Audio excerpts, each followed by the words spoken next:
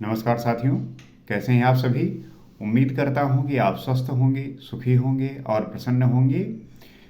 श्री रामचरितमानस में आपका स्वागत है।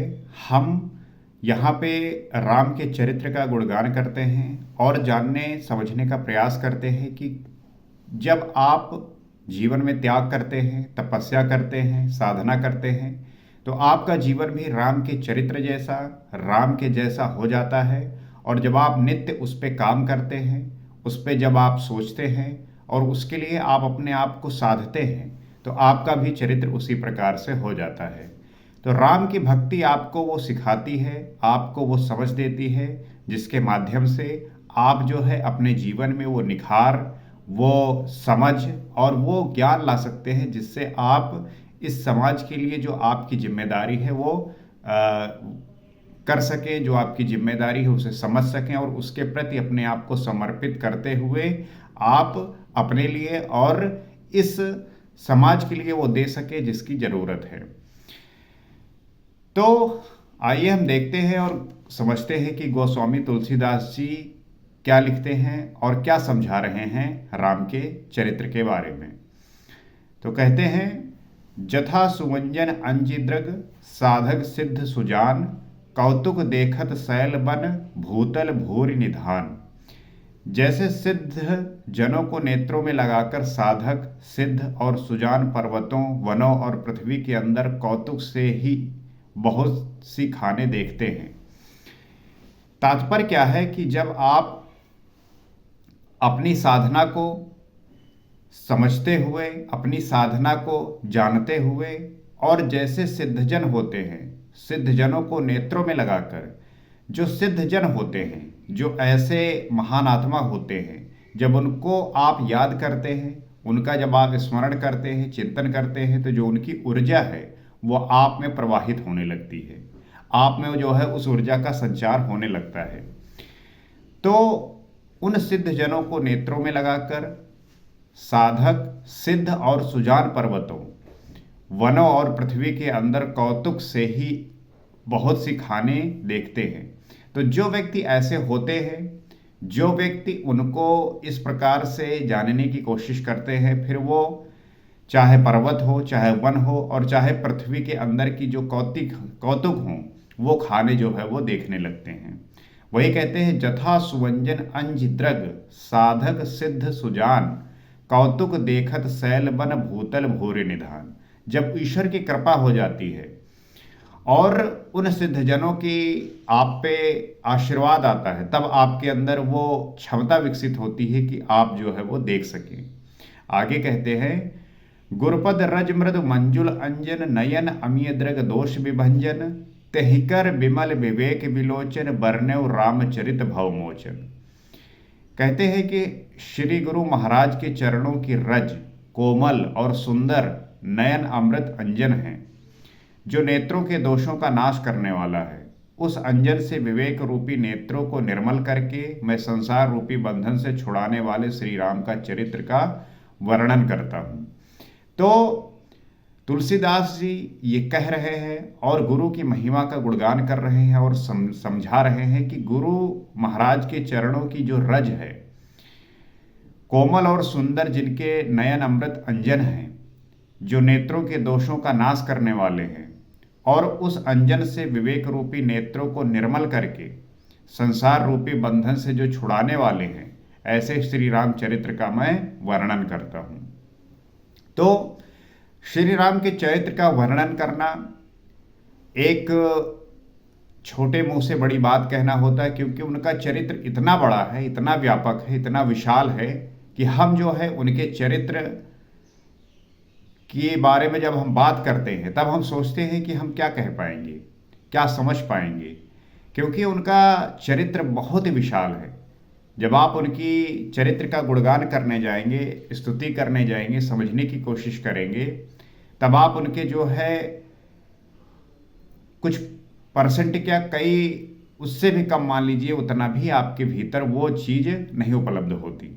लेकिन उनका चरित्र जब हम सीखते हैं और समझने की कोशिश करते हैं कि उन्होंने अपने जीवन से क्या सिखाया, क्या समझाया, और उनके हम किए हुए चरित्र को, उनके किए हुए कार्य को अपने जीवन में भी हम धारण करते हैं, तब हम भी जो है धीरे धीरे उन्हीं की तरह बन सकते हैं, उन्हीं की तरह हो सकते हैं। उनके चरित्र जो है उसका गुणगान करते हुए, उनके पद चिन्हों पर चलते हुए हम भी जो है आगे बढ़ सकते हैं। तो कहते हैं, बंदौ प्रथम महीसुर चरना, मोह जनित संशय सब हरना, सुजन समाज सकल गुण खानी, करौ प्रणाम सप्रेम जुब सुबानी। कहते हैं कि पहले पृथ्वी के देवता ब्राह्मणों के चरणों की वंदन करता हूँ, जो अज्ञान से उत्पन्न सब संदेहों को हरने वाले हैं। तुलसीदास जी सबसे पहले पृथ्वी के जो देवता ब्राह्मणों की चरणों की वंदना करते हैं। ब्राह्मण कौन, ये हमने गीता में खूब अच्छी तरीके से समझा कि जिसके अंदर सजाती प्रवृत्तियां हैं, जिसके अंदर सात्विक प्रवृत्तियां हैं, जिस व्यक्ति के अंदर जो संसार से मोह है वो नष्ट हो चुका है, इच्छा कामनाओं से नष्ट हो चुका है, तो उस स्थिति पे जो ब्राह्मण है मैं उसकी वंदना करता हूँ। ये नहीं कि आप कुल में जन्म लिए हैं तो ऐसे ब्राह्मणों की जो है वंदना करने की बात कह रहे हैं, नहीं, यहाँ पे गुण की बात कर रहे हैं कि गुण के आधार पे जो ब्राह्मण है मैं उनकी वंदना करता हूँ, जो करते क्या है, अज्ञान से उत्पन्न सब संदेहों को हरने वाले हैं। वो क्या करते हैं कि जो अज्ञान से संदेह उत्पन्न होता है उसको जो है वो हरने वाले होते हैं। फिर सब गुणों की खान संत समाज को प्रेम सहित सुंदर वाणी से प्रणाम करता हूँ। फिर जो है जो सब गुणों की खान हैं, जो संत समाज है, उसको जो है वो प्रेम सहित सुंदर वाणी से प्रणाम कर रहे हैं और अपनी राम गाथा को आगे बढ़ाने का प्रयास कर रहे हैं। तो आगे कहते हैं, साधु चरित शुभ चरित कपासु, निरस विशद गुणमय फल जासु, जो सहि दुख परिछिद्र दुरावा, बंदे जेह जग जस पावा। तो संतों का चरित्र कपास के चरित्र जीवन के समान शुभ है। जो संतों का चरित्र होता है वो जो कपास का, आप कपास देखे होंगे, कपास आप देखिए तो इतना साफ और शुद्ध होता है कि आप उसकी तुलना जो है संतों की कर रहे हैं कि वैसा जो है बिल्कुल उनका चरित्र होता है, जिसका फल नीरस विशद और गुणमय होता है। अब उसके फल की जो है प्रशंसा कर रहे हैं, कह रहे हैं कि जो उसका फल होता है वो नीरस होता है, विशद होता है और गुणमय होता है। कपास की ढोड़ी नीरस होती है, संत चरित्र में भी विषयाशक्ति नहीं होती। तो कपास की जो ढोड़ी होती है वो नीरस होती है, और उसी प्रकार संत चरित्र में भी विषय की आसक्ति होती है। मतलब क्या कि विषयों के प्रति उनका जो है कोई भी चिंतन नहीं होता, विषयों के प्रति उनकी कोई आसक्ति नहीं होती। जीवन में जो भी व्यक्ति परेशान है, चिंताओं से ग्रस्त है, इसका मतलब है कि उसकी कामनाएं पूर्ण नहीं हो रही हैं, कामनाओं से वो ग्रसित है, और जब कामनाओं की पूर्ति नहीं होती तब व्यक्ति के अंदर क्रोध उत्पन्न होता है, और यही क्रोध जो है व्यक्ति को बेचैन करता है, परेशान करता है।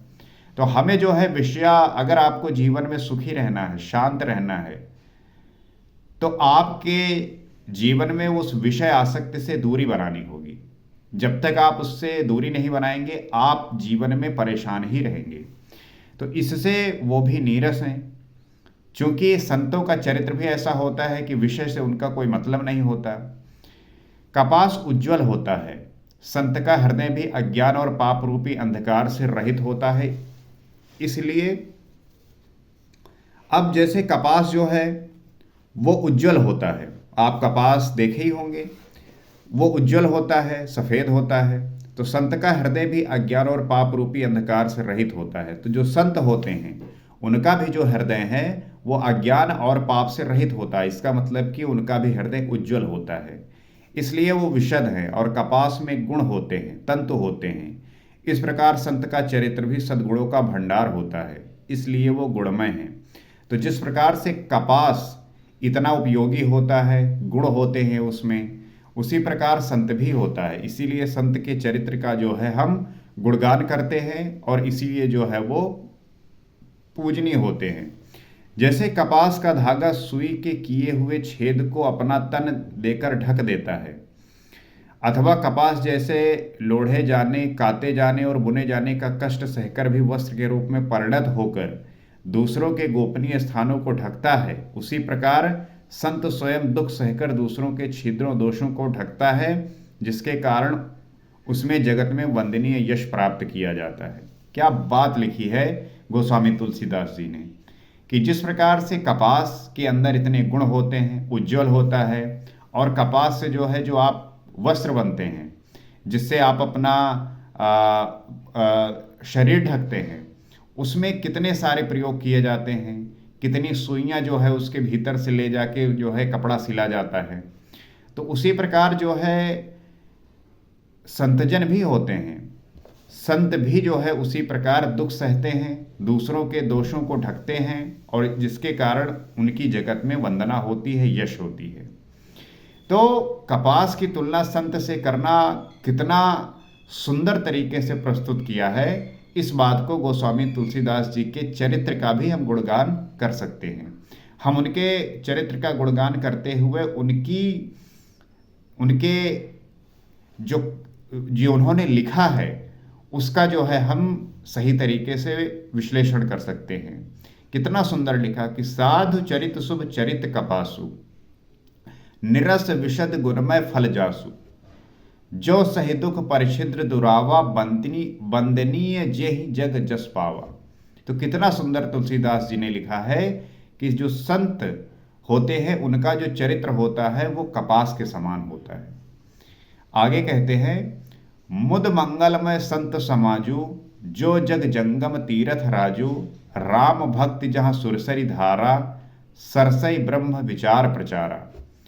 आगे कहते हैं कि संतों का समाज आनंद और कल्याणमय है, इसीलिए हर एक व्यक्ति को संतों के समाज में संतों के साथ उठक बैठक करना चाहिए। क्यों? क्योंकि उस समाज में आनंद और कल्याण है, और आनंद और कल्याण वही होगा जहाँ पे विषय आसक्ति नहीं होगी। हमारे जीवन में दुख और परेशानियां क्यों हैं? क्योंकि हम विषयों से आसक्त हैं।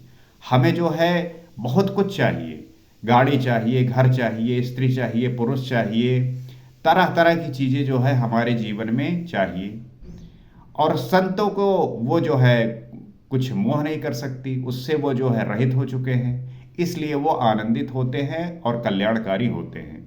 इसीलिए जो संसारी व्यक्ति है, जब वो परेशान होता है तो उसे कहा जाता है कि आप संत समाज ज्वाइन करिए, आप सत्संग करिए, सज्जनों के साथ बैठिए।